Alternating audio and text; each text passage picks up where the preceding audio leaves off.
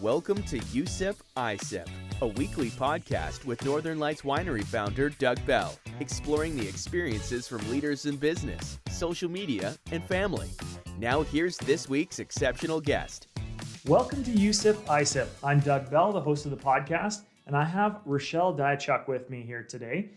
Really excited because we used to work together. You were actually an employee of the winery at a very early age of the winery, and you got to see us develop from this small mom and pop shop into something that is well known across the province of BC. So now you started your business journey, and I thought it would be a great opportunity for us to sit back down and recollate on what we have experienced in the past, learn more about you and about your business, which is very exciting for me. So welcome to the podcast. We're sipping our Bell Reserve wine today. So this is a nice dark wine made with blueberry and Haskap's. And this is kind of our version of the Cabernet. So really, really great. But before we get too far into the bottle of wine, Let's get into your story. And why don't you just start out by telling us what business you have and where you got started?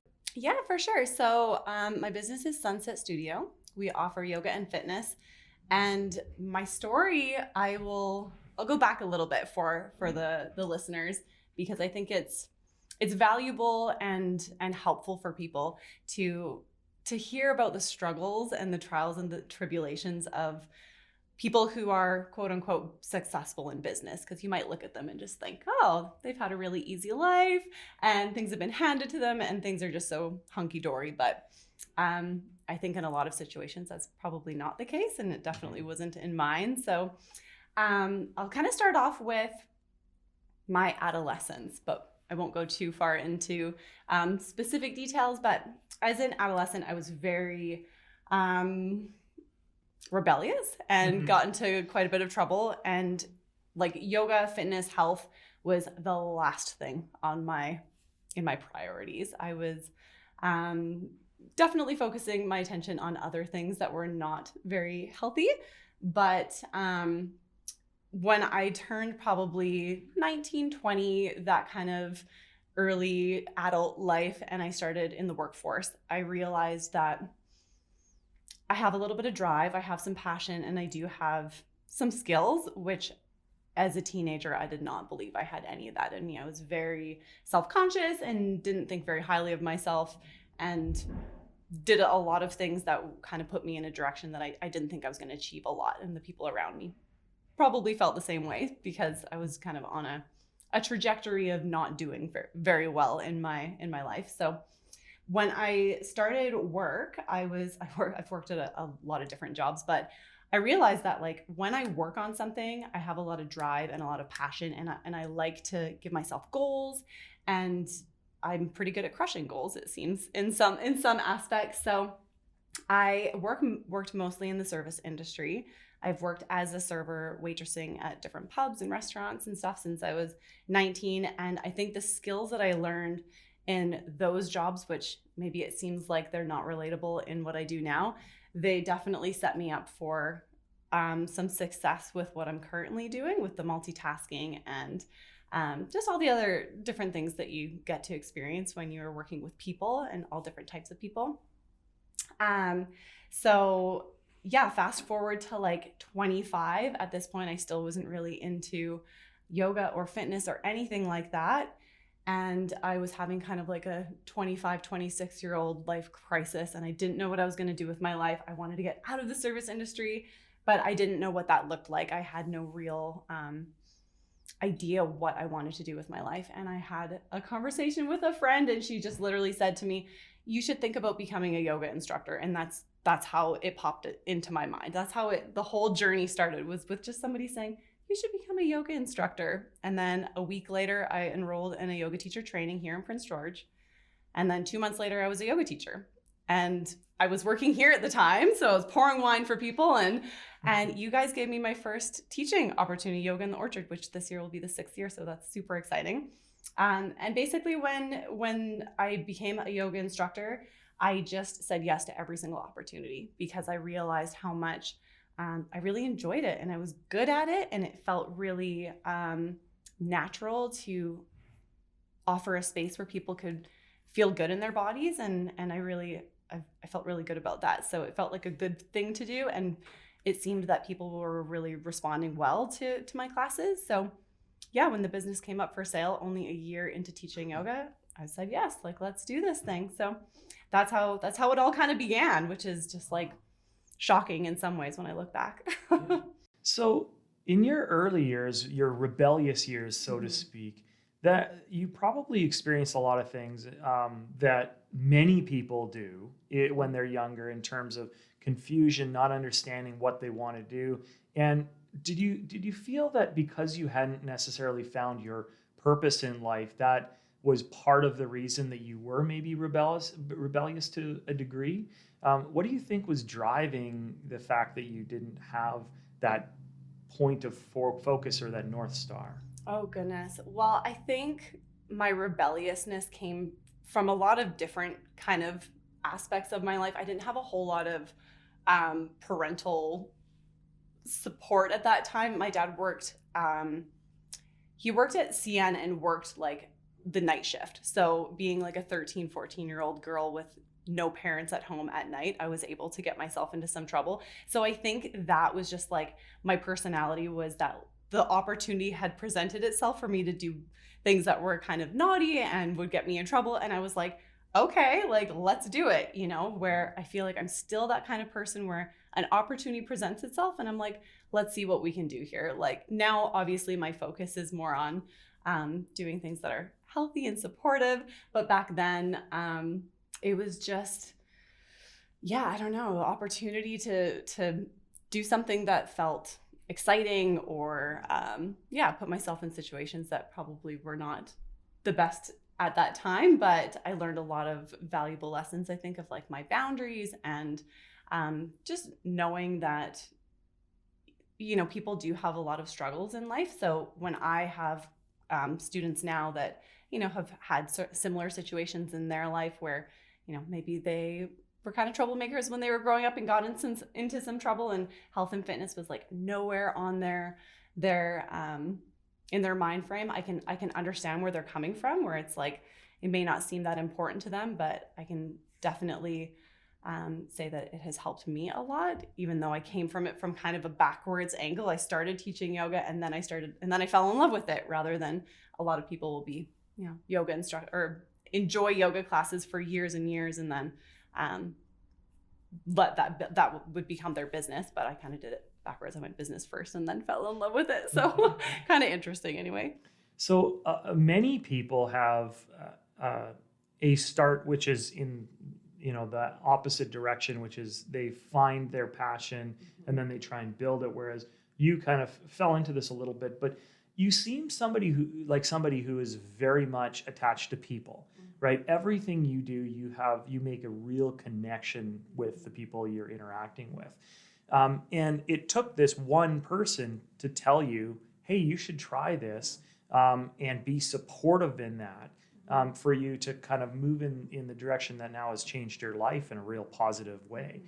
Do you feel like you're now trying to be that for other people and try and change people's lives in positive ways through the actions of your business? Yeah, for sure. And I think it's like, when I actually think about it, yes, I do agree. I do think so. But with the way that I teach my classes, I've done some trauma-informed yoga trainings. So every single one of my classes, I'm very aware of the language that I use. I'm very aware of just the fact that people are coming from, who knows what they're coming from and what their triggers are and what their life story is. So just knowing that everyone has a story and everyone has hard things that have happened to them, and knowing that there is a safe place that they can come to, whether that's on their mat at home or in the studio.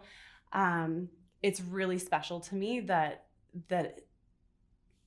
people are able to listen to their bodies, focus on their breath, and they have a place that they can do that. And I'm able to share that with them. Like, really, it doesn't have to be me. It can be anybody that's leading these practices. But the fact that, yeah, a lot of people seem to be enjoying Sunset Studio and coming to my classes, and it just feels really good to be able to share a space that's really calming and relaxing and give people an opportunity to tune into themselves. It a little bit goes a long way too. So, yeah. One thing that I recognize about yoga that I think is different than a lot of other fitness style activities is that the mental component is probably even more important than the physical component. Is that something that drew you to it? And what can you tell us about the mental components of yoga? You are right. I think when it comes to yoga, there's this people that don't do yoga or that aren't really aware of what yoga really is you just think of flexibility, like being able to touch your toes or like get into some Instagrammable pose. And yes, yoga has, that is a part of it, but it's so much more mental in any yoga practice or any fitness class as well. If you're able to focus on your body, your breath, and what's going on internally, then that's the hard stuff, really, like having that connection to yourself in the moment, because we've got so much coming at us at all times. We're so used to different technologies and sounds and lights, and it can be so overwhelming, or the stimulus overload that we have is just like unbelievable. So trying to like tune into your body. What muscles are you engaging? Are you balanced? How are you breathing? What's going on energetically is like, that's the hard part for sure. So in the classes at Sunset Studio anyways, the instructors, myself and the others, we try to encourage people to be okay with whatever is going on internally. So that's the hard part, right? It's like whether you are balanced or you're not, or you're able to touch your toes or you're not, that's not what really matters. It's the fact that you're there to have an experience with yourself. And sometimes that experience, you might come up and have a lot of emotions that come up, and your practice was like, oh my gosh, I feel really emotional and like sad. And that's also okay. Like the fact that you took that time to notice your emotions and see where you're at it's a beautiful thing, whether or not what you're feeling or what you're experiencing is quote unquote a good sensation or feeling or emotion, if that makes sense. Yeah. Mm-hmm. Did you have any of these aha moments when you started doing yoga professionally, or maybe before you got your license? Was there any moments where you kind of felt, and the moment where you just took a deep breath and you realized you were in a different place than you were in your personal and professional life? Oh yeah, I think there's been lots of those, lots of aha moments, lots of moments of clarity. And when you allow yourself time to be introspective, no matter what that type of yoga or fitness class is, if you're able to commit to being with yourself and kind of forgetting about what's going on outside of yourself, you can have a lot of epiphanies. There's a lot going on inside that we're just, as a culture, we're so used to just kind of like pushing down and being, we want to put on this certain face for people. And whether you're struggling or whatever it is that you're going through, we try to just like be a certain way and feel a certain way and only be okay with certain emotions and feelings. And with yoga, you allow yourself to be with all of those emotions and see where you're at in that given time, and know that this is the biggest thing that I've kind of had some aha moments of perspective on the impermanence of things. Like nothing is permanent. So if you're going through something that is super challenging, or you're having a hard day, or whatever's going on for you, whether it's good or bad, it's not going to last. So having that like ability to tune into what's going on in the present moment, and also having that understanding that this given moment is only a moment. So it will pass, and then there will be another moment, and then you get to go through all of that again. Yeah. Mm-hmm. Yeah. So in today's society, we have probably never seen such high levels of mental health issues, but they're also more recognized than ever before. In business in particular, you see a lot of hidden issues because there are a lot of business owners and managers out there that have significant challenges on a day-to-day basis. Now, yoga is one outlet for people that can really help them rebalance themselves. Have you found that being a business owner and being in the business of relaxation, has that helped you? And have you seen more business owners and influencers and media personalities come to you for that rebalancing?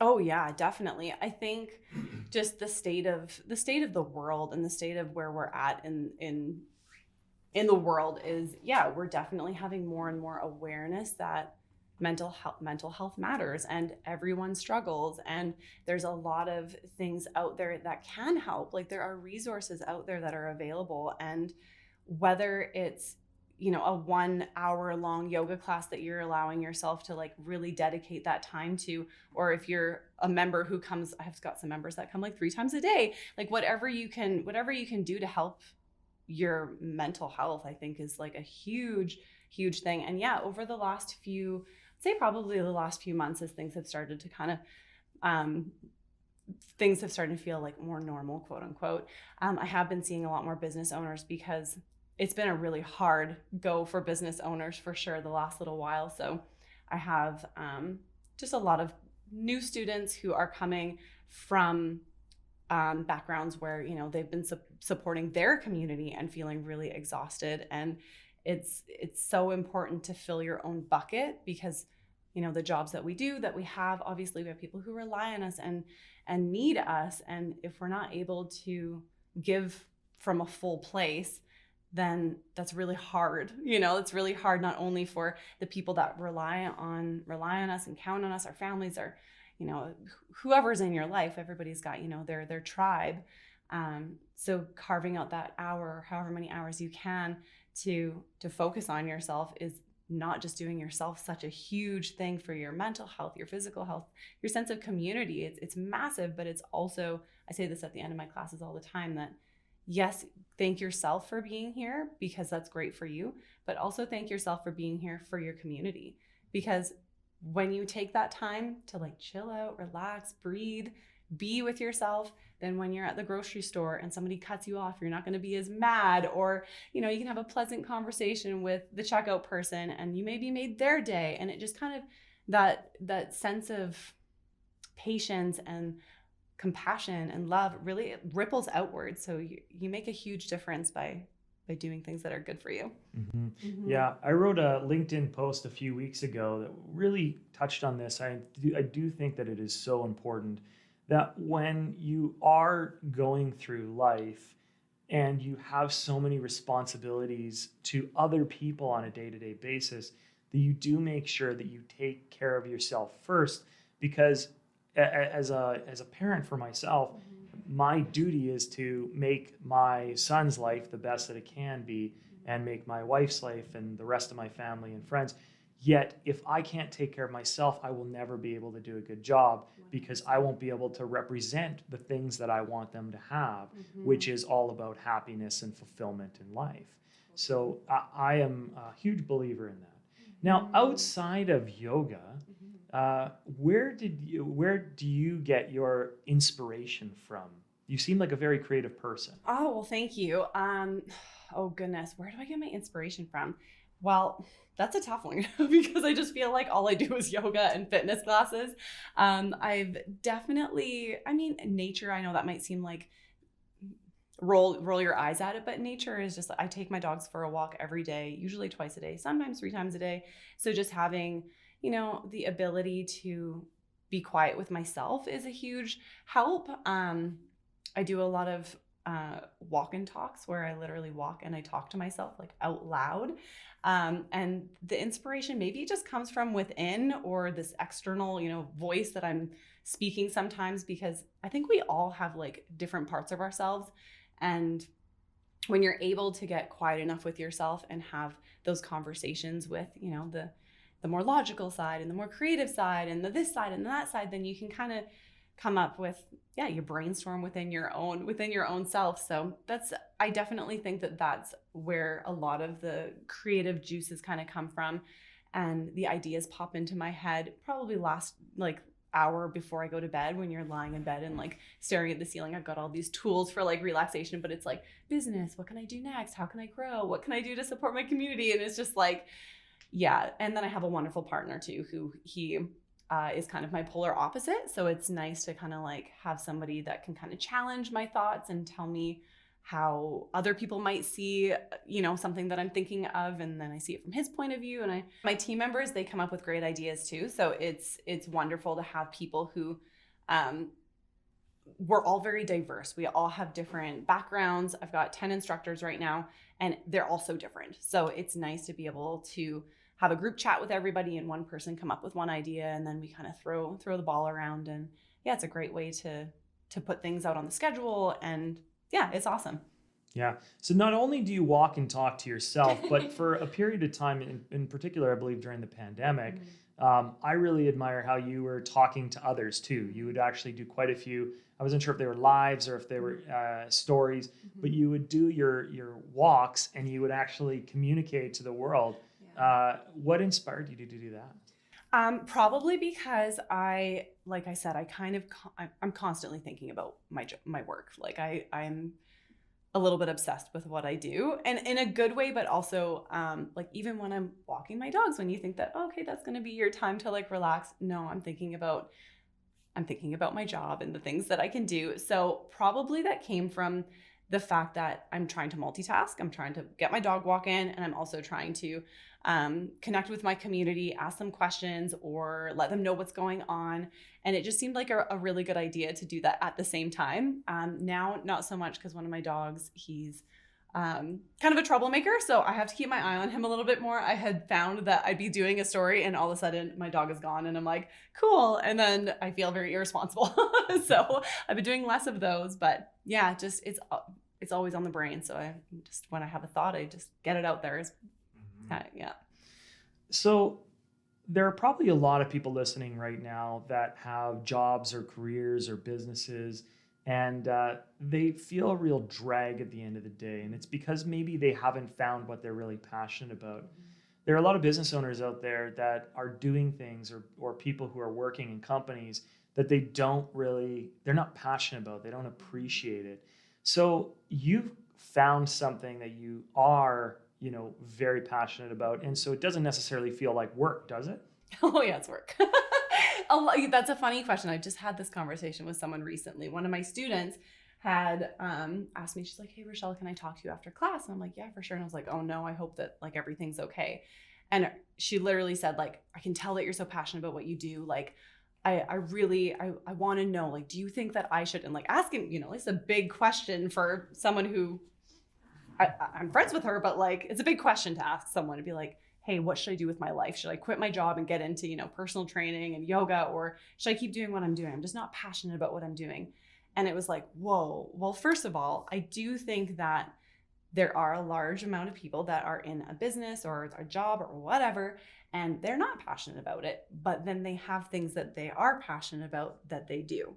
So I don't think there's anything wrong with that, really. Like, if you're able to pay your bills and you're not in a place where it's literally like sucking all of your energy and you absolutely hate your life, and you're able to do things that you enjoy because of your job, then maybe that's not a terrible thing, But for the folks out there that think that, oh, maybe it's time to like change what I'm doing and do something that I'm more passionate about, also that can be great, but it can also be very all-consuming. Like, yes, I love yoga, I love fitness, I love what I do, but it is still a job. It is still work, and there's things about it that I don't love, that I don't enjoy all that much, but I also haven't learned how to delegate. So that's that's something I'm working on. I haven't had a manager or any helper in 5 years, and I wear all the hats. So if there's people that are listening that are like, I really want to get into a job of passion, it's like, just really think about what that's going to look like. Because if you do the job that is the passion, then maybe the passion can start to get taken away. So just having that balance. Like, I still do yoga and I still like work out outside of the studio. So I think that's where I just have to find my balance of doing what I love, but also loving what I do kind of separately, if that makes sense. Yeah, you need that downtime. Oh yeah. Yeah, I've got several friends who have had similar discussions with me over the years. And the two comments that I hear the most often are, well, I can't quit my job because I can't find anything that's going to pay me as much money as I'm making right now. And if the goal or the value of the objective of your career is just money, well, chances are that you're going to have a very detrimental mental health experience, because you're obviously not necessarily going to do things you're most passionate about. Now, there are times where people are fortunate enough to get into something that they love that also pays them what they're hoping to make to achieve the things in their personal life that they get. But sometimes you almost have to take a step back and actually say, do I really need a house this big? Exactly. Do I need the fancy car, or will a Toyota Corolla work for me? And make sure that you're doing something that you are going to enjoy, because work is a significant portion of our life, and especially if you're a business owner, it becomes even more so. The other thing that I've found is in no time in history until really today has there been the ability for people to do things as like a side hustle or a job that they really or that they really wish that they could be in a career with. So if there's an opportunity for somebody who's listening to start to look for that next passion, they can do that while they're working, which is exactly what you did. Exactly. Right? You got your instructor certificate. You started instructing before you built your business. And is that a path you would recommend for others? Yes, I think the side hustle is a great taste of what could be. So the side hustle with something that you're really passionate about, like yoga instructors, a lot of them are just a side hustle. A lot of my instructors, pretty much all of them, just do yoga or teach yoga, once a week, twice a week. So by no means is that paying their bills. It's just like a little extra cash in their side pocket, and they get to teach what they love. They get to have this community, and it's a beautiful thing. So that is how I started, with like teaching a little bit here and there. And then the business kind of came to me and I said, yes. So I think the side hustle is a great taste, and it's a good way of seeing how passionate you really are. And then I think the universe is an interesting thing. If your side hustle starts to be bigger than your job or what's paying your bills, then it's like a natural evolution into, well, maybe this is going to be my main business, and I'm going to quit this 9-to-5, blah, blah, blah. And I'm going to sell t-shirts online with my, whatever your thing is. Right. So, yeah, it's like the steak and potatoes, where your steak is your career, the potatoes is your side job, but eventually maybe they could switch. I love it. Yeah. Yeah. And so you have continued to evolve your business, and you're not just doing yoga now. You've really gone into a more inclusive, holistic approach to fitness and mental health. Can you tell us a little more about that? I myself have got into fitness probably about 2 years ago, more like, I want to say, more seriously. I mean, yoga is obviously a form of fitness in some degrees, but I got into like lifting weights and got more excited about like building muscle and building strength, really just being a stronger person overall. And so that just kind of naturally inspired me to offer more fitness style classes at Sunset. So I took some trainings, and I hired some people that had other trainings that I thought would be beneficial to the studio. And it's great.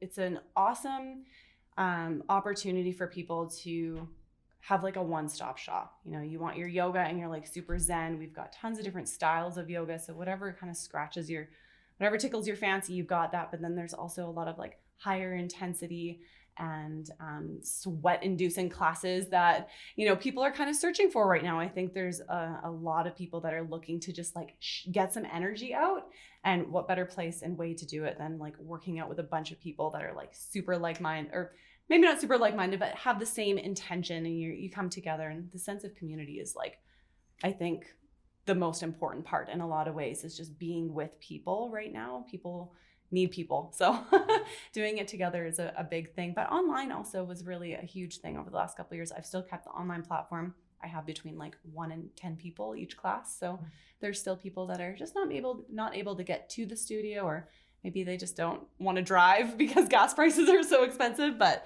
yeah, it's great to have options for people. Options are really good. So tell me a little bit more about your community, because that's the real strength of your business. Was there an intentional design on how you would build that community, or is that something that kind of happened naturally? In my case, it definitely happened naturally. We came from very humble beginnings. That is how my community was built, I think, because when I first bought the studio, a lot of my classes were between like 1 and 4 people. And those 1 to 4 people I became very close with because, you chat with one another and you hear about each other's lives, and those people felt a connection with me for whatever reason. I felt a connection with them, and they've stayed with me for these last 5 years. And that it has really slowly grown. So in my favor, really, obviously, like I wanted things to grow faster, but the fact that it was kind of like a slow and I was able to have more people come over time and meet them and chat with them and form a relationship with them, I think is different than other spaces where there's just a lot of people and people might walk in and be kind of overwhelmed and be like, oh, I don't really know if I fit in. But because it was kind of like an incremental thing, I had the opportunity to really cultivate a relationship with each person. I know everyone's name. Like when people walk in, I know what their dogs' names are. Like Instagram and social media is a really great tool to have as well. You can stay connected with people when you don't see them all the time. So yeah, it was very gradual for me, and I feel very lucky that I had the ability to cultivate those relationships over time. And your community really looks at you as the leader, right? You're somebody who they come to for advice, as you mentioned earlier. That's a big responsibility to take. Is that something that's stressful in your life? Maybe not. I wouldn't say stressful, but it feels like a lot sometimes. I think, like I kind of mentioned, I don't have anybody that I rely on too much. I wear all the hats, so it can just feel heavy at times when there's not someone else to kind of take some of that. But that's a me thing because I haven't allowed somebody to. So I'm in the process of letting that happen. Maybe hiring a manager or something that might be down the road, but having someone else to be the other face of Sunset Studio, because right now it's the Rachelle show, which is great and I love that. But I also would really love to have some help with that. We've talked to a few business owners over the last few weeks that have had very similar challenges. Some of them have overcome those, and some of those individuals have decided that they actually want to step back and stay a bit smaller to maintain that community and that intimate feel. Do you think that if you were to make a change, that would change the feeling of your business? That's a good question right now. That's a really good question right now, because we're kind of at a point where we might be taking a step in a direction of some big growth. And I'm apprehensive what by the time this airs, maybe the decision will have already been made, but we'll see. We'll see how that goes. I'm hoping that I can grow, but still stay really loyal and connected with the community that I have. I just think Prince George, has 80,000, give or take, people. And right now there's only 2 yoga studios. There's only 2 spaces where people can go. And I just think that there's more than enough to go around, and there's more than enough people that I can reach. So why not grow, and why not expand, and why not have more offerings for people, and just hope to heck that I can still keep the community feel, even if we do grow. Yeah, it's a tough decision, and it's a big decision for any business as you start to move from that true small mom and pop size into something that is greater. Now, the benefit to that, of course, is that you can impact a lot more people. Exactly. And that's ultimately, a very tough decision. So I know that you're going to make a good decision. I have a hard time getting out of this part because it is just, I think, so important to talk about the mental roadblocks that come with developing a business, right? And you just have such a unique story because most people are in the operations business and you're in the mental health business, but you're not a therapist, but you're treated as such. What do you think some of the strategies are for people who maybe haven't gotten into yoga yet, or haven't found their Zen place where they can decompress and think about their own, well-being? What are some of the strategies or the first steps that they can take to move towards a more positive future? So some tools for just anyone would be, number one is just getting quiet. Like, turn off your devices, sign out of social media, turn off your TV, and be quiet with yourself. You know, a lot can come up with that that time that you're allotting for just being with yourself. It can be a scary place sometimes, and some stuff might come up that it's like, whoa, was not expecting that. But I think it's a really valuable thing to look at, you know, what's going on internally and honor what's going on for you, whether you're feeling angry or sad or happy, whatever emotions are going on. The only way to know and to feel them is to be with yourself and to have some quiet time and let go of the distractions. So whether that be like walking your dogs by yourself or just quiet time at night before you go to bed, just little things like that. And then also, I think talking to people, like if you have a trusted friend or someone in your life that can be a soundboard that might not necessarily give you, might not be looking for advice, but just someone who you can talk to about what you're going through. You know, I think it's a really, it's important to talk about how you're feeling and just have someone to listen and vice versa. And then movement. So moving your body, it doesn't matter how, it doesn't matter what it looks like. It doesn't have to be like an organized thing where someone's telling you how to move your body, but just move your body. It doesn't have to be super vigorous or overly challenging, but just move. Yeah. Just get out for a just walk. Get out there.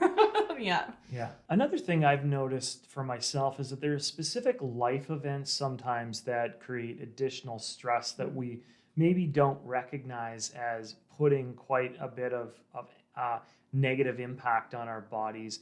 One of those, of course, is becoming a new parent, which I did a couple years ago. Now, of course, I was not the one going through the worst of it. My wife was. And you have some interesting product offerings specifically for people going through certain times in their life, like the Baby and Me yoga. Totally. Can you tell us a little more about that and how you developed those? Yeah, absolutely. So we've had prenatal yoga for the last 5 years. Like it's basically been a staple for us. It's just a continuous series, and it's a really important time in a woman's life when you're pregnant to have a sense of community. So I have a wonderful instructor who takes care of that. I don't have a prenatal certification, so she's been just absolutely wonderful with that. And it's really cool because over these years, we've had women who have continued to come back with multiple pregnancies and all be in the same group together. And it's really special. And then going from that, where obviously, the babies are still not born yet, but then they come to the studio with the Baby and Me or the prenatal or the, postnatal Pilates. It's really cool because the babies, it's almost like they recognize the space. It's like the same music, the same energy. So they come in and they're just like, yes, the space is like, they already know that it's a safe place and it's a place of connection and community and like self-care. So it's like the babies are like, they know.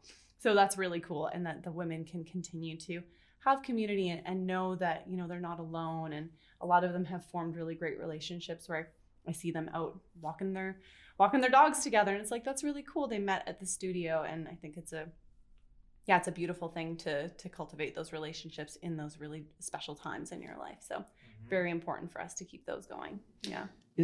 Are there other products that, or offerings that you can think of that you'd like to start moving towards in similar situations where there are very impactful times in somebody's life? I would love to do more like sports therapy, like having people who are like in a team together and come and do yoga or stress relief or visualization, because I think that like younger kids as well, I think that's really great for kids to learn that it's not yoga. I think that yoga kind of gets a bad rap in some ways, that it's specifically to like yoga is for flexibility, where yoga is so much more than that. And I think, I would love to open the doors to more teenagers and adolescents and people in that kind of time frame, because I think that's when I could have really used some positivity in my life. So being able to do that now would be really special. Yeah. Mm-hmm. That's really interesting, talking about how the younger generation doesn't typically get into yoga. Is there an age that you find where people start to think about this more seriously? And maybe is there an age that they should be thinking about it more seriously? I actually have been teaching. I teach at a few different elementary schools, and I just did some stuff with the PG cheerleaders group. So lots of different age groups. Like I'm talking from like 4 to 14 kind of thing. And I think the younger you start kids doing yoga, mindfulness, meditation, movement of any kind, amazing. The younger, the better, 100%. Getting rid of the stigma of yoga being like only suitable for certain bodies. Like, let's forget about that and just recognize that if you have a body and you breathe, you can do yoga. There's no like, I can't do yoga or I won't be good at yoga. It's like, no, you can do yoga and you'll be just fine if you're breathing and you have a body, which is like, I want to like to people sometimes be like, you can do it. I felt like I went on a tangent there for a second. What do you think?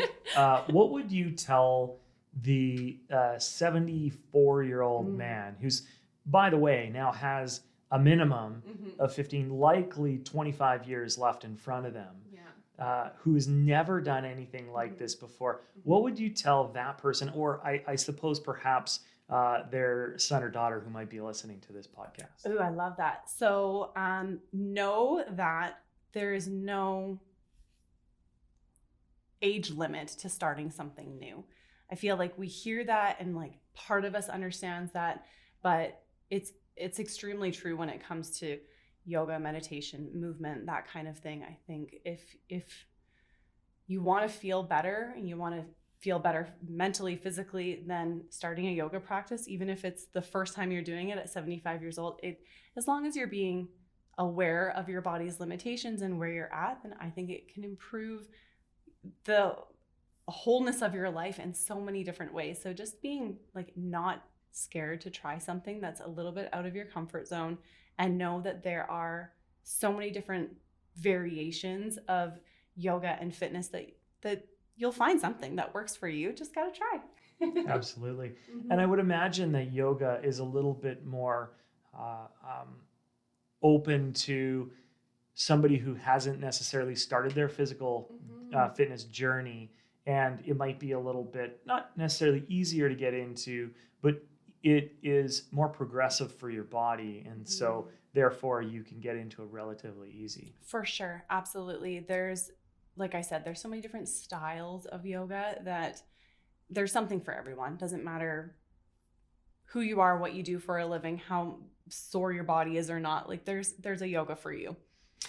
And for those out there listening, where would they go to really find, and what are they looking for in their first maybe yoga studio or when they're getting into it? What would be the tips to look for? Well, it sounds funny, but like Google it, like Google, because there's there are so many different styles of yoga. It's like soup or wine. If someone says, I don't like soup, it's like, really? Because there's a billion different kinds. So like, you're gonna like some kind of soup. So Google different soups and read about them. Be like, oh, there's a butternut squash. Oh, there's vinyasa. Oh, there's yin. There's all these different styles that if you don't know what it is, you got to read about it and like maybe ask some friends, look at Google reviews. Social media is a funny thing. It's like everybody and their mom and dog has got social media. So look up the yoga studios, check out the classes, read about the class description. And if it's like, this class is for people who suffer from this kind of pain or that kind of thing, then you kind of know, oh, okay, maybe that's when I give it a try. And I think one big takeaway is if you try one class and it's not for you, try another class. Like the benefits that you'll receive from the practice are so vast that just give yourself time to find the one that works for you.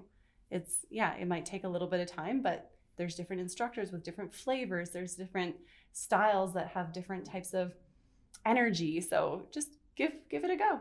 Yeah. Awesome. You alluded to the fact that Sunset Studios has been growing quite quickly and you're always offering more products and services. Is there anything exciting down the road that you can share with us that's coming up in the next year or two? Yes, I will definitely share some stuff with you. So my instructor, Katrina, who I spoke about,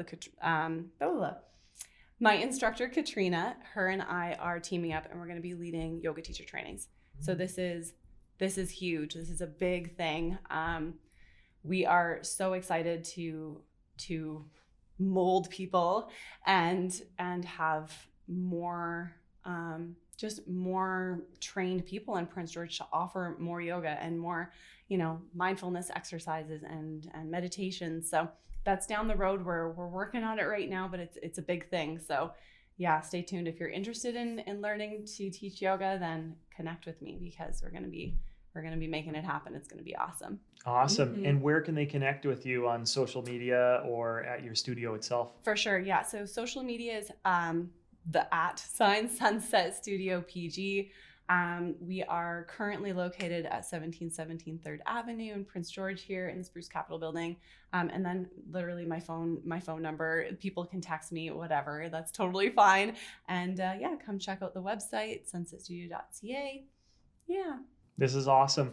And I highly recommend following Rachelle at Sunset Studio on Instagram. She's got tons of words of inspiration and wisdom all the time. I've been really thrilled to see you grow with your business, and I'm really looking forward to seeing what you do in the future.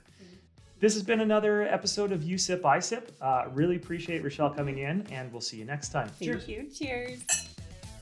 Thank you for listening to You Sip, I Sip. Please hit the 5-star rating and leave us a review. If you'd like to learn more about Northern Lights Winery, text us at 604-670-4046 or visit us on social media at Northern Lights Winery.